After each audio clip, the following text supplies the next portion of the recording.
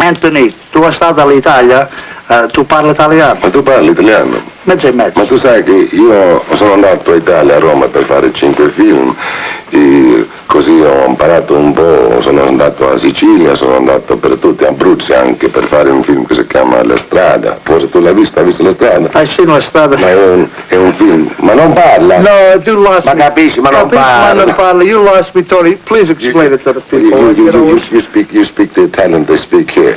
Yes. You see, I speak real Roman. I can see that. You see that I speak the Italian. But actually, as a matter of fact, I had to learn Italian for 5 pictures that I made in Italy. And I couldn't eat and I couldn't get my clothes washed unless I spoke Italian, so I learned Italian in 1 month. Well, you did good, Tony.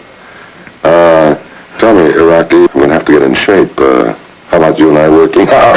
You'll have to take it easy with me. Tony, you're in better shape than I am right now. You look. As a matter of fact, I have to lose about, the director called me today and he said he expects me to lose about 15 pounds. Wow. What do you do? Mostly road work? Road work every day in the week. You do it. I started out. What, a mile or so? Yeah, no, more than that. I used to start out with about 5 miles. Then as you come closer to the fight, you cut that down to about 2-3 miles.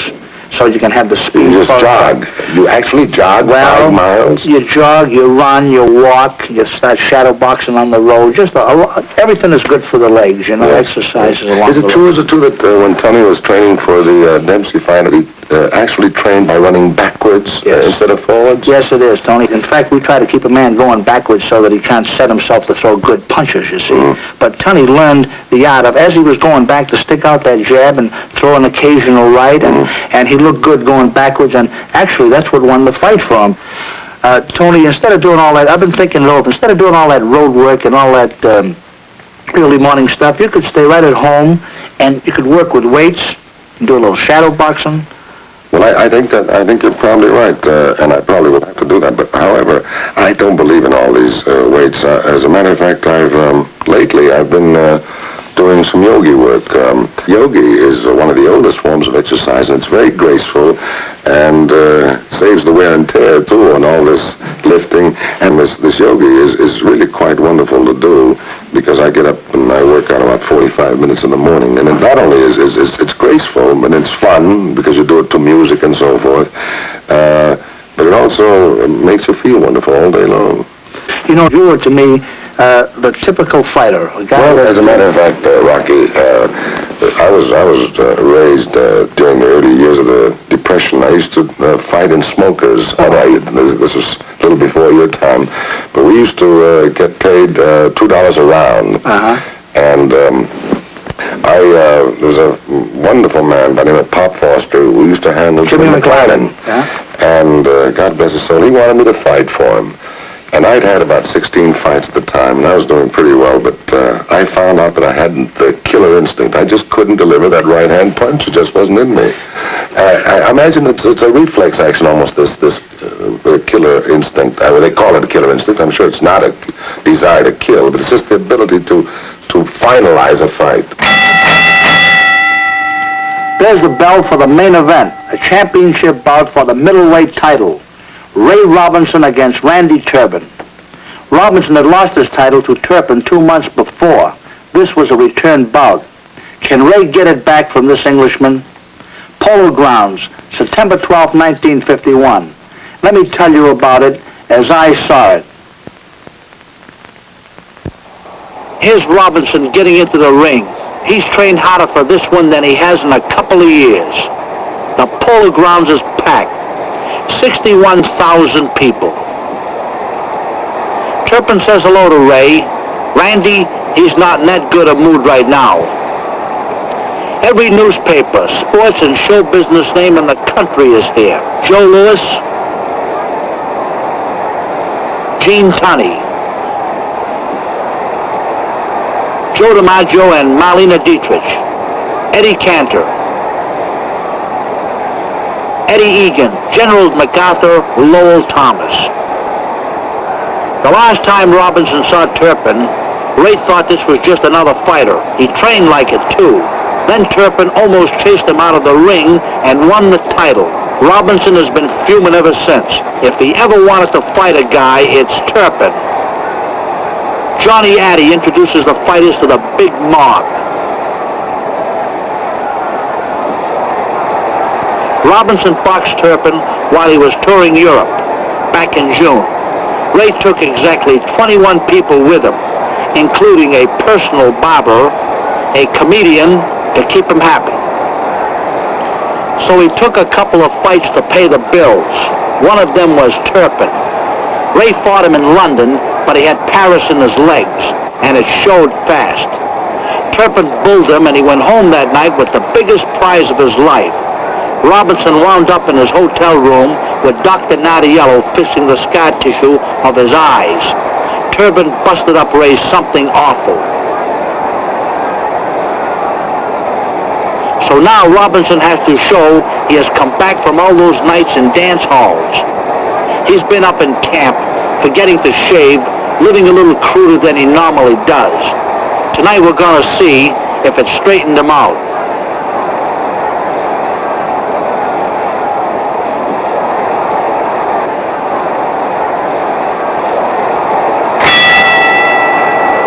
Robinson's best bet is to box this guy and look for spots. Ray is a lot of things in the ring, but he certainly isn't strong. A guy like Turpin can push him around. You've got to box this guy, Ray.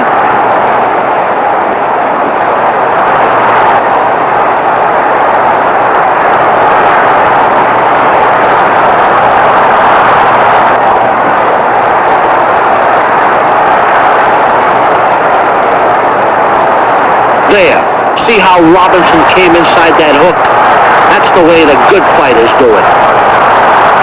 Anybody who tries to step away from a left hook usually has a face that looks like it got caught in a car accident.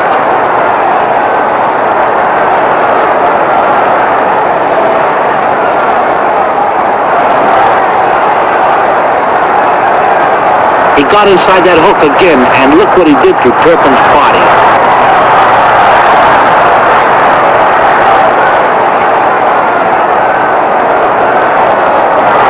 Robinson's inside that hook again. Do I love to see this? Anytime a guy fights right, it gives me a lift. And let me tell you, those body punches aren't going to help Randy later on. I say Robinson is wrong here. Look at him. He's leaving Turpin alone. Ray, the guy could be hurt bad. Don't look at him. Fighters learn to keep a straight face so they won't give it away when they're hurt.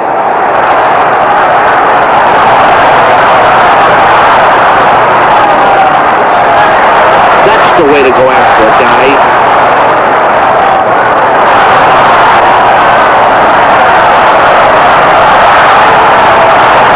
Turpin got away from all the trouble with that crouch, and Robinson made a mistake. He never went to the uppercut once. He's got the punch all right, and it would have ruined a croucher like Turpin.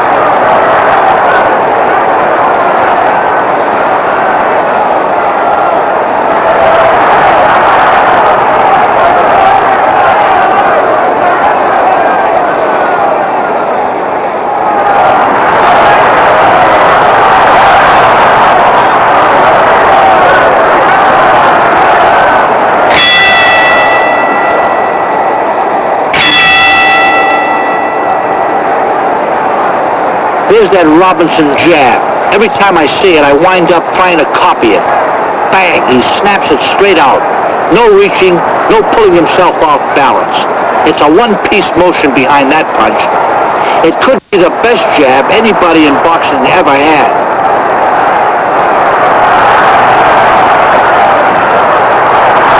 There. That's the way to fight a guy who crouches. Turpin, if you're going to take a few more uppercuts like that, you're going to need some help on the way home tonight.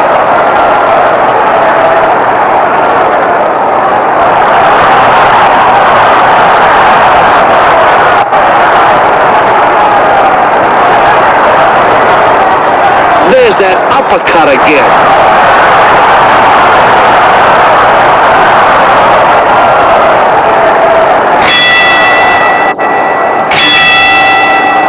Turpin doesn't have an American in his corner, and that might hurt him here tonight for a lot of reasons.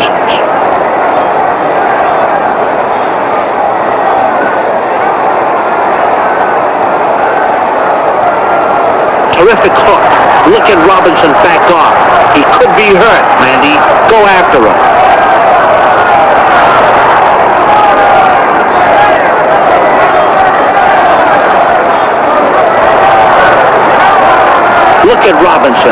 isn't moving so much now.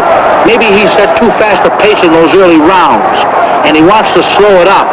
Or maybe he's starting to get tired.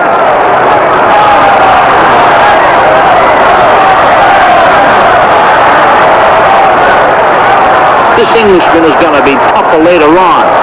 Take care of yourself, Ray. Tony, what do you think of this fight so far? I must say, the wonderful thing about Robinson is that win, lose, or draw, he's always wonderful to watch. He's like a cat in motion. He's a true star.